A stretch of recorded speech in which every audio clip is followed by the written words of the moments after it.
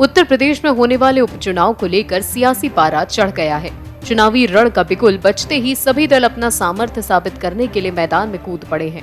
उत्तर प्रदेश में होने जा रहे उपचुनाव को लेकर राजनीतिक दलों ने कमर कस ली है। इस उपचुनाव में अखिलेश यादव को मात देने के लिए बीजेपी ने जबरदस्त घेराबंदी की है।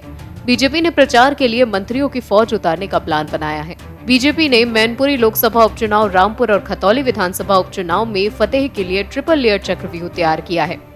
केंद्रीय मंत्रियों को भी इन 3 सीटों पर प्रचार करने के लिए उतारा जाएगा। संगठन के बड़े पदाधिकारी भी इन 3 सीटों पर बूथ प्रबंधन संभालेंगे और साथ ही यूपी सीएम योगी आदित्यनाथ भी तीनों सीटों पर चुनाव प्रचार करेंगे। जानकारी के लिए यूपी उपचुनाव को लेकर बीजेपी का ट्रिपल लेयर प्लान तैयार है। उपचुनाव में बीजेपी यूपी के मंत्रियों की फौज उतारेगी जो सरकार के काम और चुनावी मुद्दों पर प्रचार करेंगे। यूपी के मंत्रियों को अलग अलग सीट की जिम्मेदारी दी गई है जो क्षेत्र में चुनाव प्रचार को मजबूत करेंगे।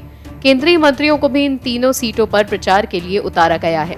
संगठन के बड़े पदाधिकारी भी इन 3 सीटों पर बूथ प्रबंधन संभालेंगे। 2024 के आम चुनाव से पहले बीजेपी मैनपुरी और रामपुर जैसी सीटों पर जीत दर्ज कर सपा के गढ़ में सेंध लगाने की तैयारी में है। इसको लेकर बीजेपी ने उम्मीदवारों का चयन भी सोच समझकर किया और नफा नुकसान तौल कर किया है। मुलायम सिंह के निधन के बाद मैनपुरी सीट से सपा की ओर से डिम्पल यादव मैदान में है, तो दूसरी तरफ बीजेपी ने एक बार फिर शाह के प्रत्याशी पर दांव खेला है।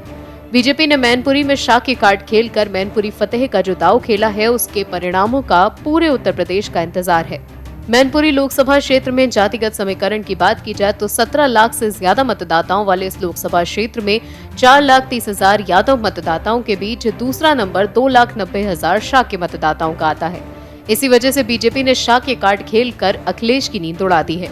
इसके बाद सभी दलित जातियों के वोट भी लगभग 1,80,000 के आसपास हो जाते हैं। वहीं 2 लाख से अधिक क्षत्रिय और 1,20,000 से अधिक ब्राह्मण वोटों की भी तादाद है और इसके अलावा 60,000 मुस्लिम, 70,000 वैश्य और 1 लाख से अधिक लोधी मतदाता भी चुनाव को प्रभावित करते हैं। वहीं रामपुर में समाजवादी पार्टी नेता आजम खान के धुर विरोधी आकाश सक्सेना पर बीजेपी ने एक बार फिर भरोसा जताया है। आपको बता दें, आजम खान को 27 महीनों तक सलाखों के पीछे रखवाने के लिए सजा कराने तक में बीजेपी ने युवा नेता आकाश सक्सेना का बड़ा हाथ रहा है।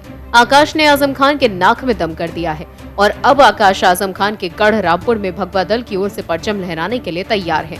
कुल मिलाकर देखें तो इस उपचुनाव में भगवा दल ने अखिलेश यादव की पार्टी का सूपड़ा साफ करने का पूरा खाका तैयार कर लिया है। Bureau report, OMH news. और भी वीडियोस देखने के लिए चैनल को सब्सक्राइब करें और बेल आइकन को दबाएं।